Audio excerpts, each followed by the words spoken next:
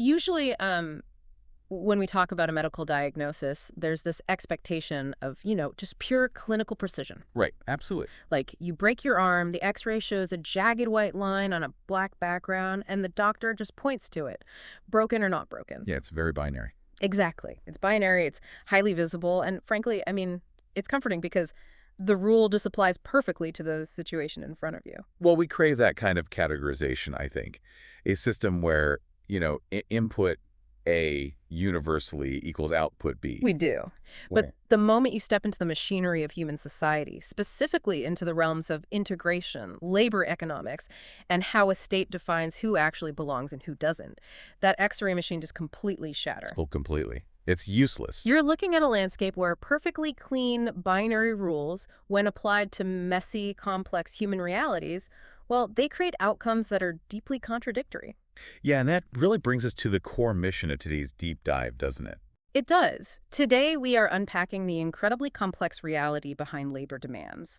We're looking at the severe friction between strict citizenship criteria, structural inequality, and individual human limitations. Right, because we have to ask what happens when rules designed to be perfectly mechanically equal end up functioning as instruments of fundamental unfairness. Exactly. And to answer that for you today, we are analyzing two highly specific, deeply complex source texts. Yeah, let's talk about the sources. The first one is an anonymous Swedish manifesto. It's authored under the pseudonym S.A.K. S.A.K.? Yes, and it provides this rigorous legal and moral deconstruction of the new Swedish citizenship laws that are taking effect on June 6, 2026. And then we have the second source, which comes from an Urdu audio transcript. Right. It's a retrospective from an individual deeply embedded in Swedish labor organizations. And they draw this rather brilliant geopolitical parallel between the unintended consequences of the historical boycott of South Africa and the modern labor traps that immigrant workers face in Sweden today. It's a fascinating comparison. But before we break down the mechanics of these texts, we really need to set some ground rules. Yes, absolutely. I want to speak directly to you, the listener, to establish the parameters of our analysis today. Both of these sources deal with highly, highly politically charged material. Very charged. They dissect Swedish immigration policy, they critique the actions of specific political parties, both left and right, and they challenge domestic labor laws. So we need to be unequivocally clear here. Crystal clear. Neither of us is taking a side. We are not endorsing the viewpoints of the Swedish manifesto, nor are we endorsing the political and economic conclusions of the Urdu speaker. Right. Our sole objective is to impartially report on the factual content. We're just mapping the logic of the arguments. Yeah, we're just here to help you understand the architecture of the ideas presented in the original materials. We're keeping it strictly analytical. And that analysis has to be clinical, precisely because the subject matter is so volatile. So let's start with the baseline facts. The architecture of this June 6th, 2026 legislative overhaul in Sweden. Yeah, because the manifesto by S.A.K. doesn't just critique abstract ideas, it targets a highly specific expansion of state requirements. Right. So first off, the baseline residency period to even qualify for an application is jumping. It's going from 5 years to 8 years. Wow. Okay, so that's nearly a decade of continuous residency before the bureaucratic clock even starts ticking on an application. Exactly. And it doesn't stop there. Yeah. The state is introducing stringent language proficiency thresholds. Meaning tests, right. Yeah, applicants must pass formalized tests proving mastery of Swedish, and alongside that, a comprehensive societal knowledge exam. Okay, so language and society tests. What else? Then there is the formalized Försörjningskrav. It's a self-support requirement? A self-support requirement. You have to mathematically prove total financial independence through employment. Okay. And finally, they are elevating the demands for Vandal, which translates roughly to good conduct or, a respectable way of life. Turning it into a much more aggressive assessment of an individual's lifestyle and legal footprint. Exactly. I mean, I look at that list: language, societal knowledge, self-support, good conduct, and I have to acknowledge that from the perspective of statecraft, this sounds like standard, even necessary national hygiene. Sure, it sounds very logical on paper. Right. A welfare state relies on a high-trust, high-contribution model. It seems entirely logical for a state to mandate that new entrants speak the language, understand the laws, pay into the tax base, and just, refrain from criminality. Well, the interesting thing is the author of the manifesto actually shares that exact premise. Oh, really? Yeah, Assak is not arguing from an anti-state or purely open borders perspective at all. Okay, that's an important distinction. Very important. The text explicitly affirms that a sovereign state possesses an absolute, legitimate right to protect its institutions, its resources, and its citizens. So they aren't saying the state shouldn't have borders or rules. Not at all. The manifesto states clearly that withholding citizenship from individuals who represent, say, active security risks or who engage in systemic fraud or organized crime, that's not discrimination. It is the fundamental duty of the state. Because citizenship is essentially a legal contract. Exactly. It's a contract granting voting rights, absolute protection from deportation, a passport. The state have a duty to gatekeep that contract. So the friction here isn't about whether the state should have rules, but how those rules are actually engineered. Precisely. Let me frame it with an analogy. Imagine the state sets up a high jump bar at exactly 6 feet for every single person who wants a passport. Okay, a high jump bar. Yeah. Mechanically, on paper, that is the pure definition of equality. Every single applicant faces the identical 6-foot hurdle. Equal rules for everyone. Right, but when you look at the track, some applicants are wearing high-tech carbon fiber running shoes, while others have 20-pound lead weights bolted to their ankles. Ah, I see where you're going. So the state claims the competition is fair because the bar itself never moves. But is it actually fair? And that tension, that exact tension between mechanical equality and material fairness, is the central thesis of the Swedish text. Right. SAK argues that assuming a hard rule is automatically a fair rule, Right. simply because it is applied universally, is a complete fallacy. And they back this up legally, right? Not just emotionally. Yes, the author grounds this in the Swedish constitution itself, the Regeringsformen, which legally demands objectivity and fairness in public administration. And this brings in the critical legal doctrine of proportionality. Proportionality. Okay, so proportionality is one of those concepts that gets thrown around in constitutional law classes. But how does it mechanically function when applied to someone's actual citizenship application? Well, in European and Swedish jurisprudence, proportionality basically acts as a legal scale. Okay. It dictates that any action or requirement imposed by the state cannot exceed what is strictly necessary to achieve a legitimate goal. Meaning you can't use a sledgehammer to crack a nut. Exactly. The burden placed on the individual's fundamental rights must be in reasonable proportion to the societal problem the state is attempting to solve. Right, so if the state's stated goal is integration, Then the requirements must actually facilitate and measure integration. If the requirement is so rigid that it ignores human reality, it ceases to be a tool for integration. It just becomes a mechanism for arbitrary exclusion. okay, but I've seen the counter-argument to this, and it's deeply rooted in our entire concept of justice. Let's hear it. The whole point of the blindfolded Lady Justice is that she doesn't look at your individual circumstances. Blindfold, right. Yeah, she doesn't care if you're rich, poor, wearing running shoes, or wearing lead weights. The law is just the law. If we start adjusting the high jump bar for every single person based on their personal baggage, doesn't the entire concept of an impartial, predictable justice system just collapse? It's a very compelling philosophical defense of strict equality. But SA's counterargument is that a strong state must not confuse impartiality with blindness to structural reality. Okay, unpack that. If Lady Justice enforces a system where only those born with wealth or specific cognitive advantages can clear the bar, she isn't really dispensing justice. She is merely laundering structural advantage through the legal system. Wow. Laundering structural advantage. Yeah. The manifesto argues that drafting simple, universal rules is easy for bureaucrats. But drafting fair rules requires the state to conduct a rigorous analysis of the material conditions its subjects actually live in. And nowhere is that material condition more starkly tested than in the new language requirement. Absolutely. The text dives deep into this, and I feel like it's the perfect place to see the collision between state demands and human biology. It really is. The source approaches the language requirement with a lot of nuance, actually. ATIEC doesn't dismiss the necessity of Swedish. No, they actually say it's vital. Yes, they state that language is the master key to the society. It dictates an individual's ability to navigate the healthcare system, comprehend workplace safety protocols, defend themselves in a labor dispute. Advocate for their children in the school system, right? All of it. Without the language, a resident is effectively isolated. They're highly vulnerable to exploitation and structurally dependent on others. Therefore, the state forcing you to learn the language is, paradoxically, the state forcing you to achieve personal independence. In theory, yes. But the author, and we should note, they write from the perspective of an educator with extensive direct experience teaching immigrants. Right, they've been in the classroom. Exactly.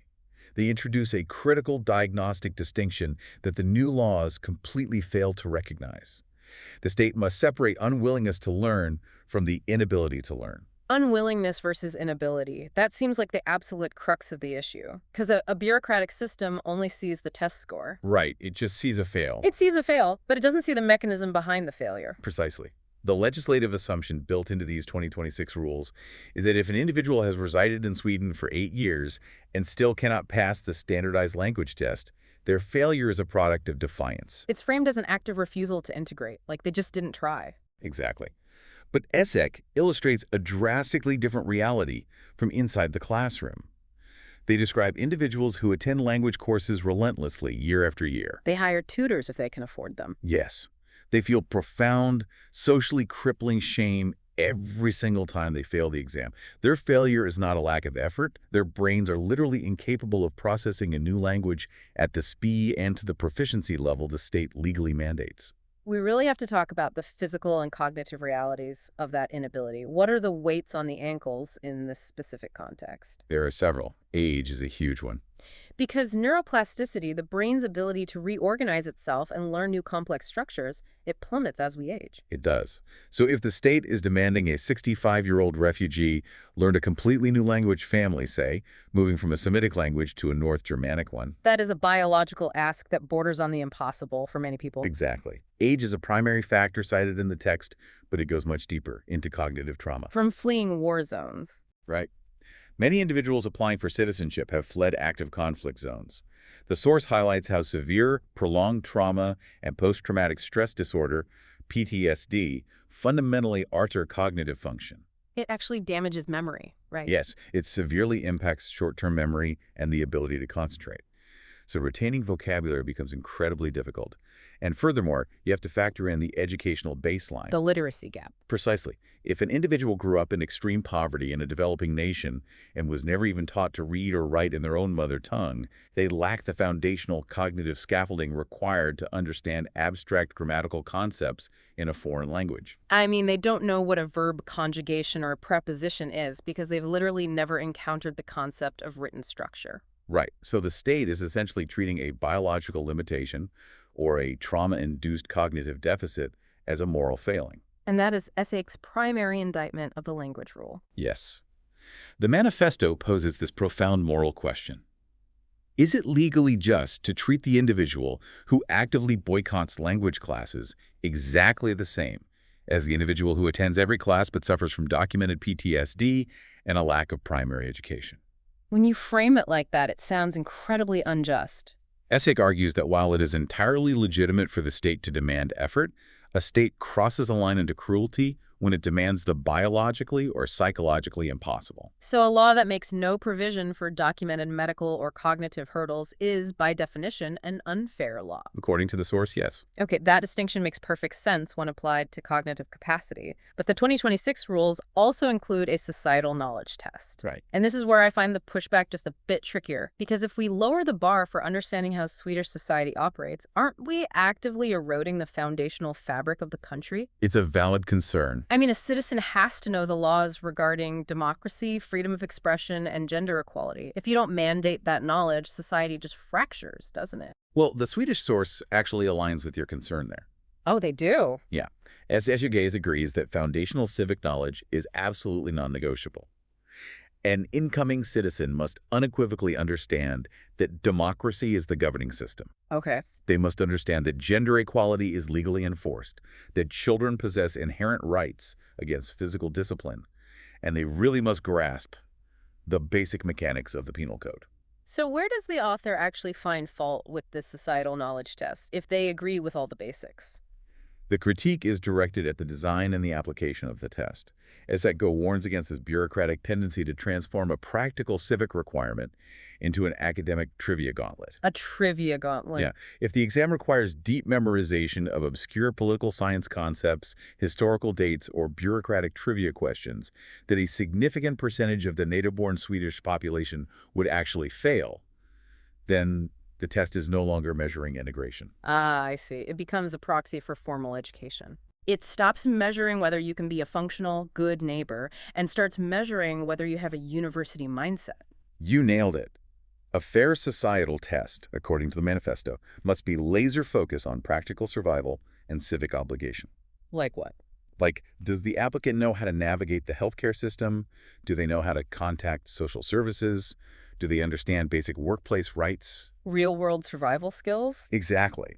The objective of the test should be to facilitate functional participation in society, not to manufacture academic failure as a backdoor tool to control population numbers. Right. Now, language and societal knowledge, while complex, are largely internal battles. They depend on an individual's brain, memory, and personal capacity. Yes. But the 2026 rules introduce an external mandate that shifts this entire conversation into deeply troubling economic territory.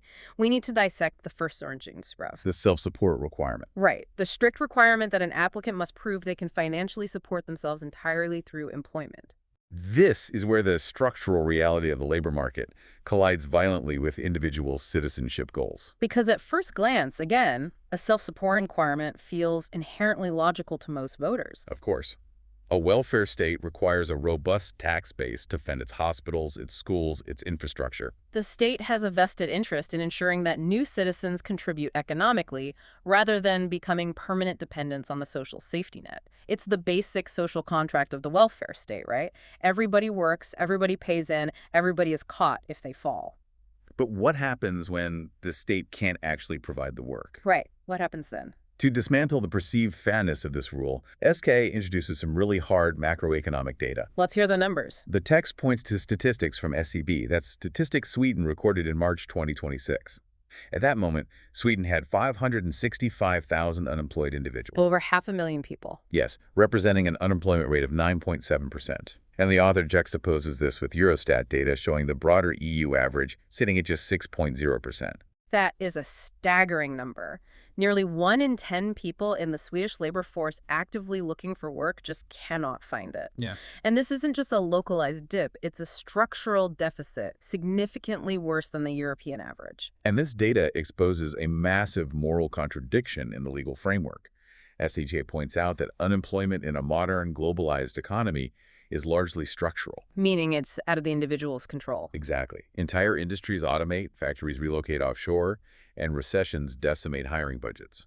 Even highly educated, native-born Swedes with perfect language skills and deep, multi-generational professional networks find themselves unemployed through absolutely no fault of their own. But when a native Swede loses their job in a factory closure, the state doesn't declare them morally deficient. No, not at all. The state deploys the safety net. They receive ACASA unemployment benefits, state-sponsored retraining, and they maintain all their civic rights. The state implicitly admits the economy is flawed and we must protect you from it. But observe how the state treats the immigrant under the 2026 rules. It's completely different. Completely. For the immigrant applicant, unemployment is entirely individualized. It is stripped of its macroeconomic context and treated as an absolute disqualifying moral failure. The hypocrisy there is profound. The source certainly thinks so. How can a state logically acknowledge that its economy is structurally incapable of guaranteeing jobs for its own citizens, but simultaneously demand employment as an absolute prerequisite for a newcomer to earn their basic legal rights? Especially considering the applicant is competing in that exact same broken 9.7% unemployment market, but with monumental structural disadvantages. Oh, massive disadvantages. They are likely fighting systemic name discrimination in hiring, they lack local references, and they may still be struggling with the language, as we discussed. Yeah. Demanding they instantly secure a job in a market where natives can't even get hired feels like setting them up to fail. It does. But the philosophical contradiction isn't even the darkest part of this requirement. No. No. The most alarming segment of the Swedish manifesto details the practical, on-the-ground consequences of legally binding a person's physical and legal security directly to their employment status. Okay, this is where it gets really grim. This is where the Försörjningskrav mutates into a mechanism for systemic labor exploitation. Let's really break down the mechanics of this exploitation for the listener, because if your ability to stay in the country, to ever get a passport, to ensure your children aren't deported, relies 100% on keeping your boss happy, the traditional concept of an employer-employee relationship is entirely destroyed. The power dynamic shifts entirely. It goes from a labor negotiation to something resembling indentured servitude. Wow. When an employer knows that your legal existence in the country is tied to the contract they hold in their hand, your economic leverage drops to absolute zero. And essay writes about seeing this happen. Explicitly, they write about witnessing this dynamic firsthand. Employers, fully aware of the desperation created by the citizenship laws, they weaponize that desperation. How does that weaponization actually manifest in the workplace? Like, what are they doing? The manifesto details practices like demanding extended, unpaid trial periods. Unpaid. Yes.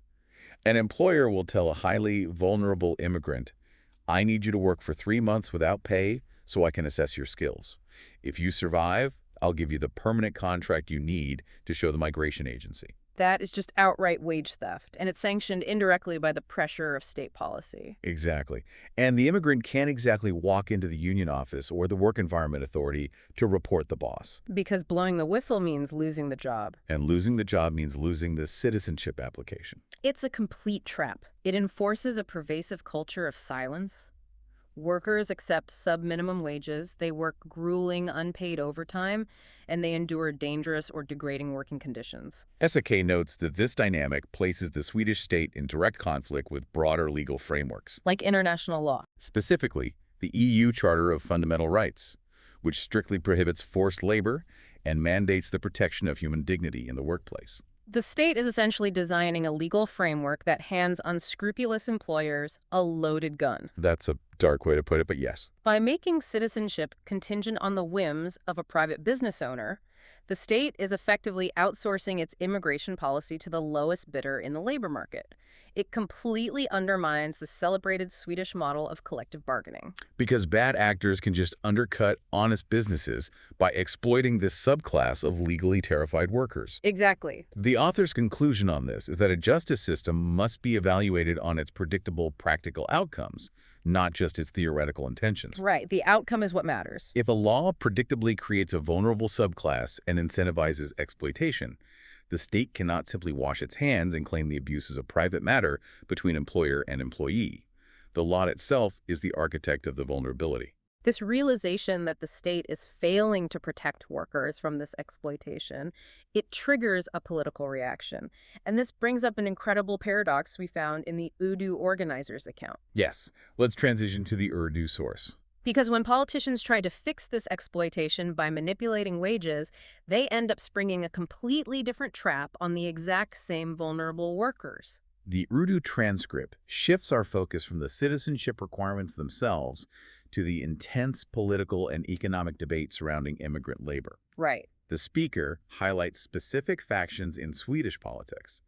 They reference the Center Party, the Liberals, and figures like Jimmy Åkesson of the Sweden Democrats, who have actively pushed for guaranteed high minimum wages for new immigrants. Okay, I need to play devil's advocate here for a second. Please do. Because if I'm looking at the arguments from the Center Party or the unions, mathematically, enforcing a wage floor is standard, robust labor protection. It's classic union strategy. Right. If the problem we just discussed is immigrants being forced to work for pennies or for free in these fake trial periods, doesn't mandating a high minimum wage immediately stop that exploitation? Doesn't it force employers to treat them equally? On a purely moral and political level, demanding equal pay for equal work sounds completely unimpeachable. It signals strong labor protection and prevents the Swedish wage model from being undercut by cheap foreign labor. Right.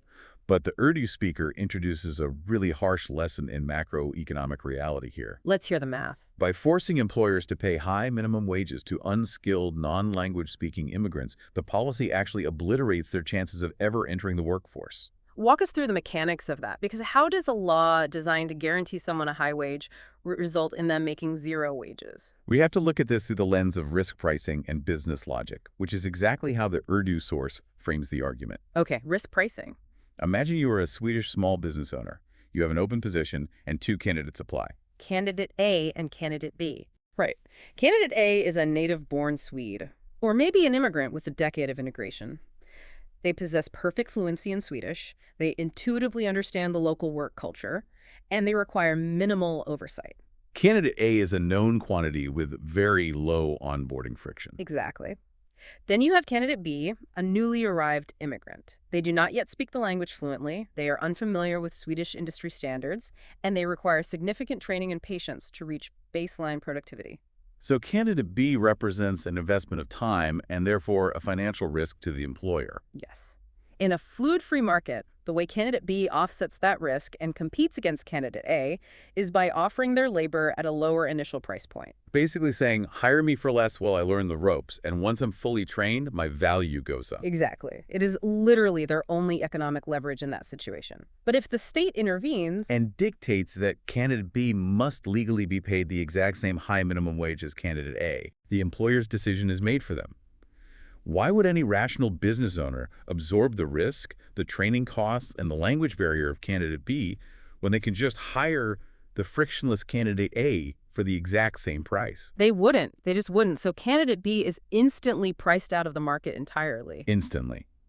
The policy that wears the mask of moral equality functions practically as an impenetrable wall of exclusion. That is a devastating paradox. The Urdu speaker dives really deep into the ripple effects of this paradox, too. They ask a vital diagnostic question. If the immigrant is locked out of the job market, who actually benefits from this rigid wage floor? Right, because it certainly isn't the immigrant. And it hurts the small business owner who might have been willing to train someone if they could just afford the lower initial rate. So who wins? The source argues that massive corporations are the hidden beneficiaries. How so? Mega corporations can either afford the high mandated wages to monopolize the skilled labor pool, thereby crushing their smaller competitors, or they just have the capital to bypass the local labor market entirely through heavy automation or offshoring. Meanwhile, the human cost on the ground is catastrophic. Because candidate B doesn't just vanish into thin air. No, if they're legally barred from offering their labor at a competitive rate, they are condemned to permanent unemployment. And that triggers a massive drain on the state treasury. The Urdu speaker points out that the state is now forced to support a permanently unemployed underclass. Which means the government has to fund endless cycles of integration courses, housing subsidies, and basic welfare. All while the native taxpayer bears the exploding fiscal burden. It is a cascading failure. The immigrant is denied the dignity and integration of work, the small business is denied flexible labor, and the state's finances just bleed out. So why do politicians push for it? If the economics are this disastrous, why is it on the platform? The Urdu source is frankly scalding in its assessment of the political motivations here.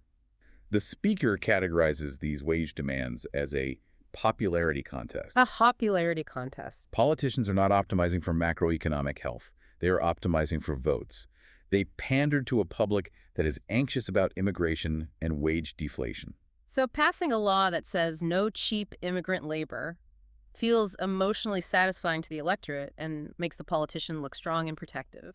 They're legislating based on what feels morally resonant in a campaign speech, completely ignoring the cold, hard facts of who actually suffers when the law hits the pavement. And this specific phenomenon, the lethal danger of prioritizing emotional, popularity-driven policymaking over pragmatic reality, it sparks a very vivid historical memory for the Urdu speaker. It does. They recount a moment from Swedish political history that perfectly mirrors this dynamic. Let's get into this story because it's incredible. This historical anecdote is really the emotional and intellectual anchor of the Urdu transcript. The speaker transports us back to the era of Swedish Prime Minister Ingvar Carlsson, so likely in the late 1980s or early 1990s. Okay, setting the scene. The speaker was serving as a delegate for a major 90-year-old Swedish workers' organization, which was historically focused on workers' welfare. And a major geopolitical figure arrives in Sweden to lobby the government. Yes, Ellen Bosak. The globally recognized, deeply respected South African anti-apartheid activist. Yes, he comes to Sweden spearheading a campaign called Isolate South Africa. His objective is to pressure the Swedish government into enacting a 100% total economic boycott of the white apartheid regime. Given the absolute moral depravity of apartheid, a boycott seems like the most obvious, righteous action a progressive nation like Sweden could take. Prime Minister Carlson definitely wants to support it. But in the Swedish tradition of consensus politics, he wants a unified mandate from the country's major civil and labor organizations first. He wants everyone on board. Right. So the Urdu speaker finds himself sitting in a room with 47 other delegates, alongside Alan Boesak himself. Wow, okay. Boesak delivers a speech that the speaker describes as devastatingly powerful. He details the dogs set on peaceful protesters, the brutal prison conditions, the systemic degradation of black South Africans. The emotional weight in that room must have been incredible. The speaker says he had the entire room in tears. The moral urgency in the room is suffocating. And the Prime Minister's directive is clear. He wants a unanimous vote. He wants Sweden to present a completely unified, morally unassailable front to the world. So they take the vote. Yeah. Yes. 47 delegates vote to immediately enact the total boycott. But the Urdu speaker, acting as the 48th delegate, casts the sole dissenting vote. They hold out. I try to imagine the psychological pressure of that moment. You are in a room deeply steeped in Swedish consensus culture, Jantelagen, where you do not disrupt the harmony of the group. No, you conform. You have a famous suffering activist staring you down, and you stand up and say no to fighting apartheid. Yeah. What was the speaker's defense? Their defense was a complete masterclass in separating emotional morality from brutal economic mechanics. The speaker stood up and acknowledged the horror of apartheid, absolutely, but argued that the proposed solution, the boycott, would not only fail to hurt the perpetrators, it would actively devastate the victims. Let's break down their economic argument. Why wouldn't a Swedish boycott cripple the white government? The speaker forced the room to look at the macroeconomic reality of South Africa. They argued that the white government was extraordinarily wealthy, sitting on vast reserves of gold and diamonds. Right. That 20% of the white population controlled roughly 80% of the wealth. If Sweden or even Europe refused to sell them luxury goods or machinery, the regime wouldn't just collapse. They would simply utilize their massive capital to purchase what they needed on the black market, easily absorbing the markups. Exactly. They were completely insulated by their wealth. A boycott to them is an inconvenience. It's not a fatal blow. And the speaker used an analogy to explain the other side of this, right? Yeah. They used a hauntingly visceral analogy to drive this home. They told the room, on the day a wealthy white South African has to suffer the indignity of eating one piece of bacon instead of two for breakfast due to your boycott, 1 million black South Africans will have already starved to death. God. The mechanics of how boycotts hurt the lowest rung of the ladder first. Exactly. The speaker mapped out the immediate supply chain reaction. If Sweden halts trade, South African factories and agricultural exporters instantly lose their contracts. And when revenues drop, the wealthy white owners don't starve. No. They immediately liquidate their labor force to protect their capital. And who makes up that labor force? The poorest, most vulnerable black South Africans who possess zero social safety net, no savings, and no alternative means of survival. The speaker argued that the boycott would weaponize mass starvation against the very people Boesak was trying to save. Yes.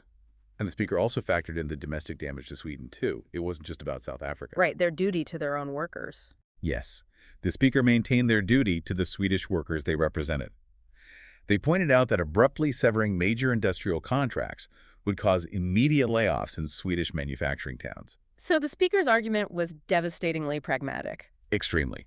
Adopting a policy that inflicts immediate unemployment on your own citizens while simultaneously starving the vulnerable population you claim to be rescuing, all while leaving the actual oppressors entirely unharmed, is a catastrophic failure of leadership. It is policy designed to make the politician feel righteous rather than policy designed to actually solve the problem. Exactly. So how does a room running on that level of emotional adrenaline react to being hit with cold macroeconomic theory? The room exploded. I bet. The pressure campaign was immense.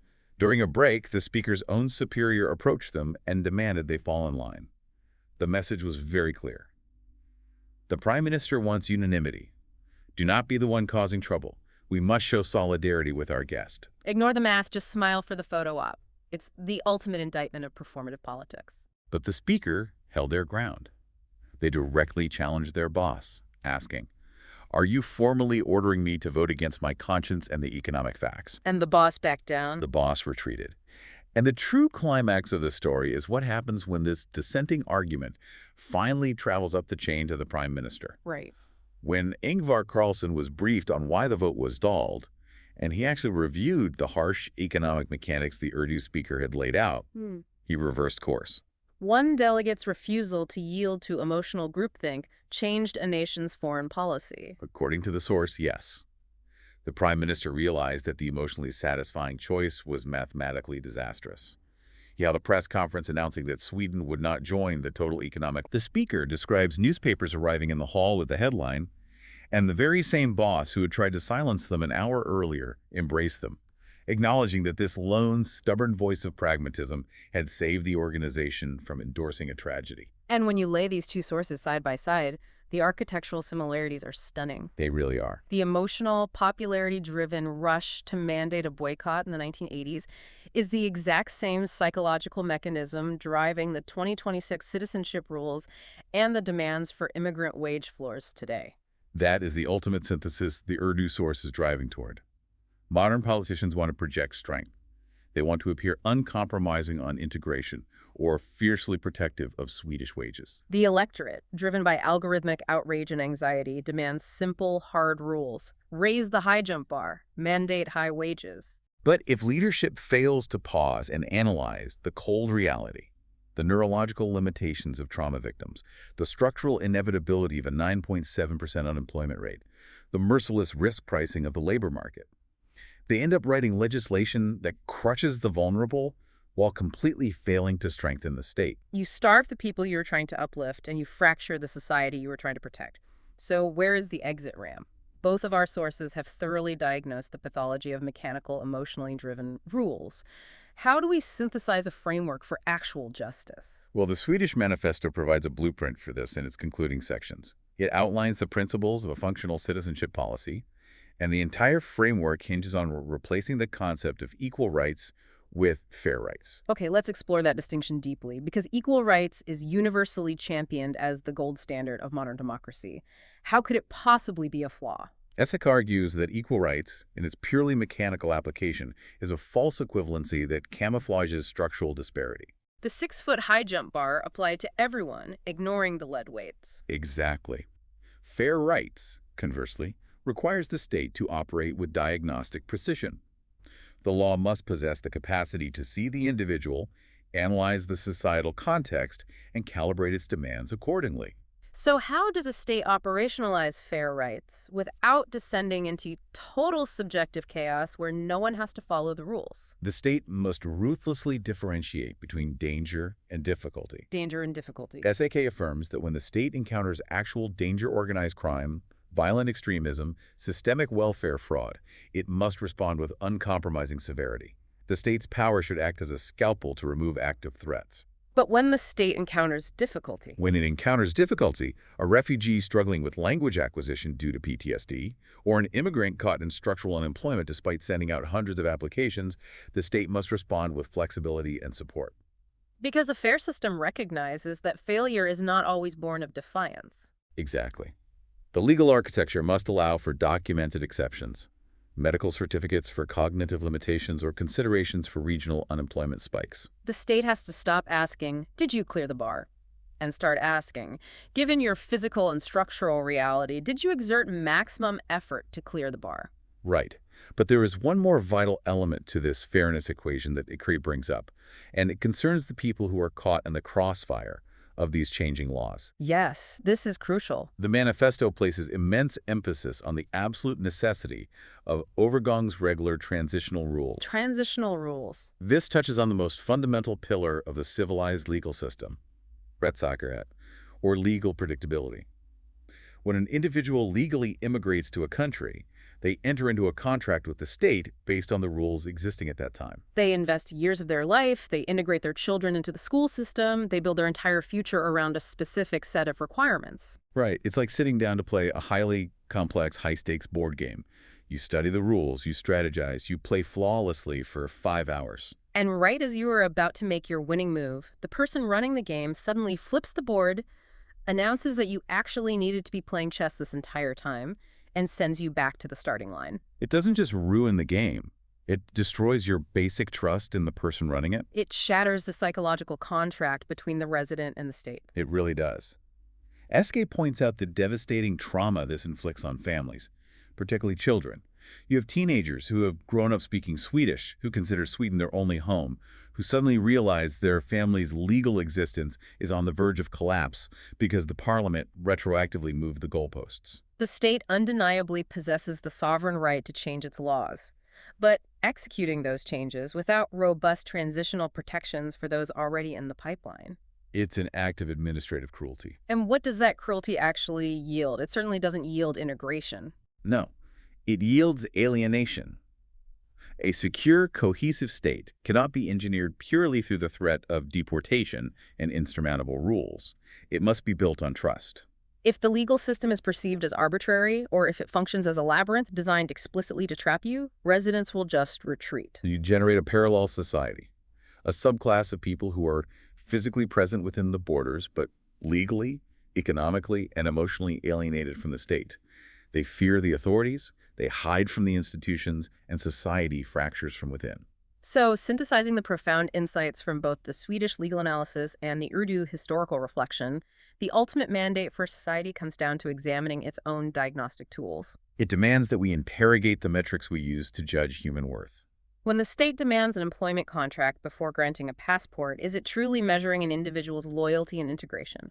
Or is it merely measuring their statistical luck in a brutal 9.7% unemployment economy? Right. When the state demands flawless performance on a trivia-heavy societal exam, is it measuring a person's willingness to be a good citizen? Or is it merely measuring their prior access to formal education in a country they had to flee? Are we measuring a lack of effort, or are we structurally punishing a lack of opportunity? A mature, confident justice system does not blindly check boxes. It possesses the courage to investigate the reality behind the box. We have covered immense, intellectually heavy ground today in this deep dive. We really have. We started by dismantling the illusion of mechanical equality in the new Swedish citizenship rules.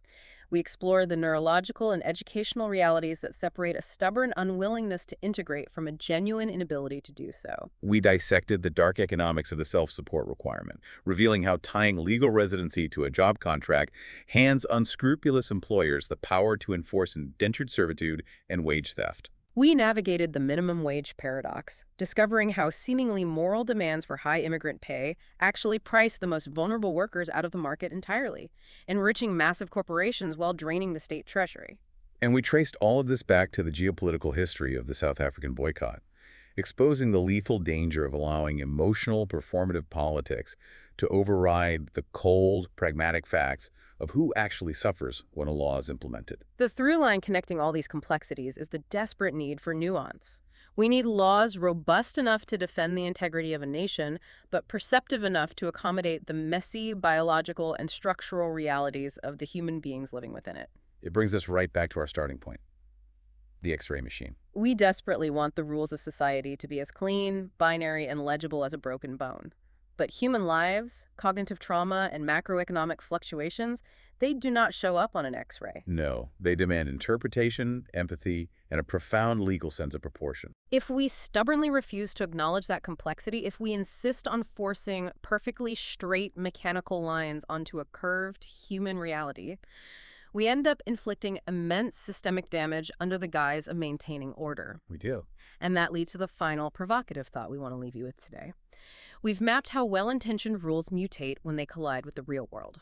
So as you look at the political debates unfolding around you, ask yourself this.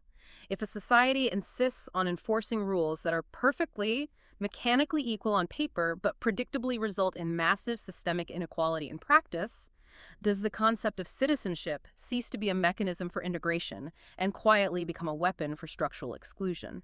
Keep questioning the reality beneath the rules, look past the illusion of mechanical equality, and never be afraid to be the one person in the room demanding to see the math. We'll see you next time.